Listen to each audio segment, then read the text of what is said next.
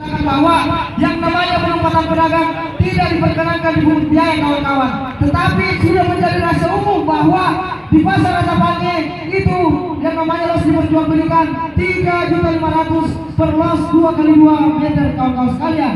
Ini yang menjadi persoalan. Maka daripada itu kawan-kawan sekalian, saya minta kepada Kejari Wajo bahwa Pak Kejari tolong dengarkan kami. Ketika Pak Kejari menatap jauh ke depan, ada kami dari Aliansi Mahasiswa Indonesia Maju Bersatu bersama para pedagang ingin bertemu dengan Bapak.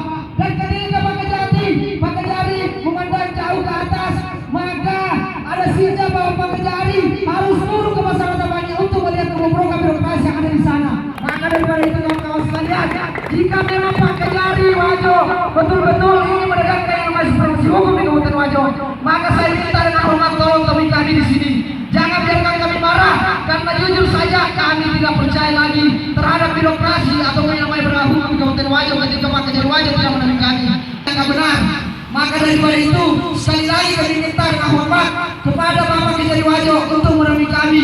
Dan itu adalah kami melihat bahwa oknum-oknum yang berada di pasar Antapani itu harus ditangkap.